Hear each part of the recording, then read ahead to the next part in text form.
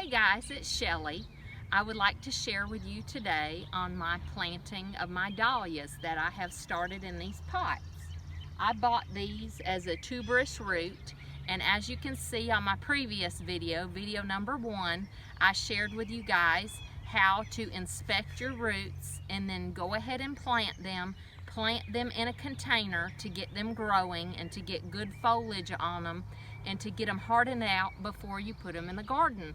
That way it eliminates pests getting to them before they have a time to really get their growth on. Slugs, beetles, stuff like that. So I have a group of them over there that are still little, but there's still some good sized ones that I'm going to put out over there, but the smaller ones I'm still going to let them get better growth on them before I put them out. But as you can see, I've already put out 2 right here, and I would like to share with you guys how to do that. Once you've got it potted up in a gallon or 2-gallon container and it's got good growth on it, like these have really good foliage. They've been hardened off. They've been sitting out here in my field for about 3 weeks, getting used to being out in direct sun, in the climate, in the weather. So I'm putting these out, and I want to get a good one that's in a flexible pot to show you guys. Okay, I've dug a hole the depth of the container that it's in, because you want it to be in your soil just like it is in the bucket, the depth. It's already got the roots established in the soil. So I've dug a hole the depth of the container, and now I'm getting ready to put some fertilizer in it. You can do some kind of blood meal, fish meal.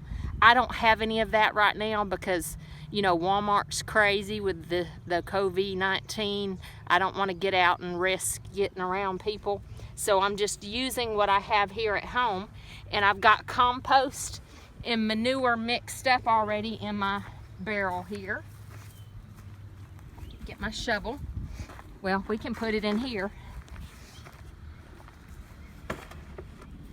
So I want to get a good scoop. It's compost and black cow manure. Pour it in your hole. Kind of mix it in with your native soil. So we're here in Alabama, so we have this clay-like soil, which is good that we're mixing in some other type of soil with it to help it drain better, because, you know, the clay holds the water really well here. So we want to help it get some extra drainage. Now we're going to take the plant out. Kind of crumple the side of the container to kind of break it up, because it's kind of, the roots have grown in there real good. Try to pull it out real gently. The other one I pulled out, it kind of broke apart.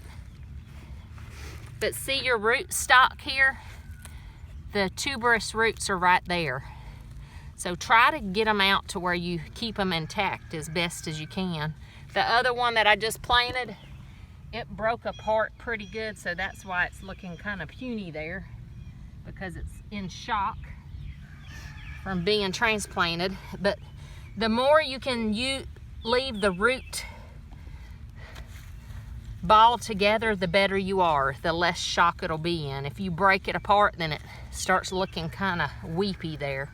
So you still want to incorporate some of this good soil with it, the fertilized amendment, and kind of, you want to press down on it to make sure there's no air pockets in here, because you don't want air pockets. That's not good for the plant. And then we mix in the native soil, kind of churn it together real good. I've picked out all the roots I can because we have real rocky soil here. I'll come back and pick all this grass and rocks up later on and throw it out. I try to put, you know, a good amount of fertilizer on the top. and kind of spread it around like this because I'm gonna water real good. But try to level it off so you don't make a well is good to kind of hold your water in, to kind of well it up like this so that when you water it in, it holds water, but you don't want it to be standing water to where your roots rot. You want it to have a little bit of drain off. But I think that looks real well. It's packed in nice. Get some of this grass back away from it. Now we're gonna water it in. I've mixed in a little bit of Miracle-Gro in this water to kind of help it overcome the shock that it's gonna be in and help the roots establish a real good baseline down into the soil. You just water it real good.